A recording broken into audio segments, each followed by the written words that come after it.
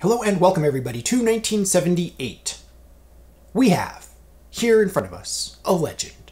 The Jupiter Slugger JS, Jupiter Slugger, Toney Penna club. It looks like like those elevator shoes with the big club soles, the big club feet. It's like a club foot sole for a shoe, but it's a golf club. Toney Pennas are really easy to recognize. Toney Penna right here in script on the aft portion of the sole plate. 1, 2, 3, 4, 5 screw sole plate. You can see the bore through normal persimmon shaft attachment method right here. We have a pinned, in this case, a screw shaft. And then up here it says Mod JS Flex S. So this is very 1978. Obviously, you can tell dates usually by the stamp. So we're going to do a quick spin around here. Look at this beautiful face. We have the diamond pattern, 4 screw, red insert right here. Look at this grain. I love it. I love seeing clubs that have been played. It really bothers me. I don't know why.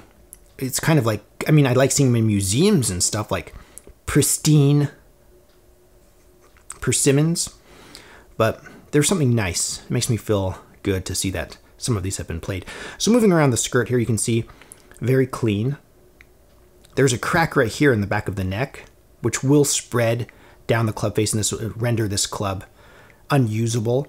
So look for that. And I haven't made a separate video about this yet, but when you're buying persimmon woods, always look for back of the neck cracks. You want to avoid that whenever possible. So it's good to see an example of that so I can show you. Now the finish right here, you can see the gold Toney Penna right here. Absolutely lovely. This is, I believe, called the cloud finish, where they have kind of this interesting dark light finish. I really like it. And then we have the whipping right here. We moved up the stepped shaft. There's no label on the shaft, to a Cordy grip, the Victory grip. Swing right, grip right. Victory Cordy. Beautiful. Has some life left in it. So we're going to risk it, even with this crack here in the neck, and get this out on the range. This crack hasn't progressed far enough where I'm terribly concerned about it. And see how this deep face beauty feels. All right, so looking at it here at address, it looks like a pretty small persimmon, even though it does have that deep face.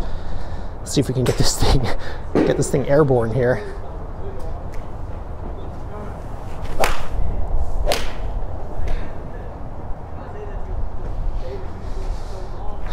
It's not bad. It felt just the tiniest bit toey in the screws though.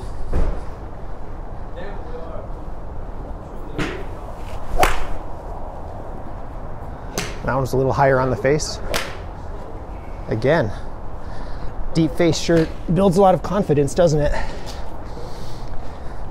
Toney Penna, Toney.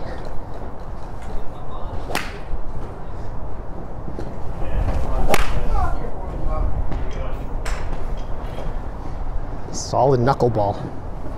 Feels really good. It is wonderful to hit. Let's just leave it at that. It's wonderful.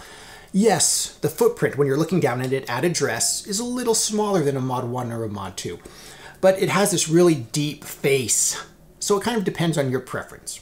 Now, at the making of this video, these are kind of hard to find. You can find them for around $100 plus or minus $20 on eBay.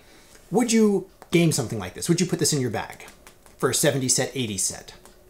If you're talking about 100, depending, it all depends on the week, it seems like. If you're talking about an $80 purchase to $120 purchase, I've seen 460cc titanium drivers sell for less than $60. So you're basically saying, we're going to pay more for something like this.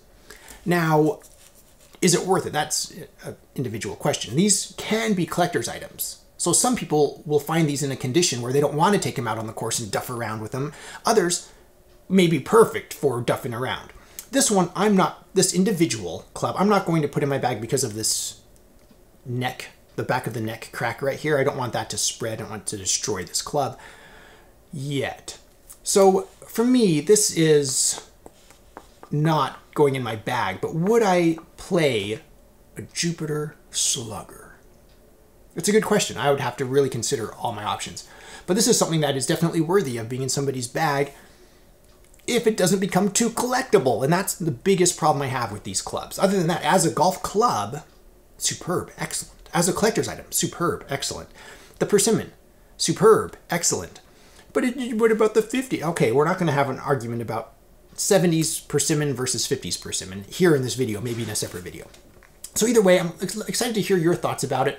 For me, this individual, no. And it's not something I'm just desperate to get my hands on to get out onto the course and duff around with.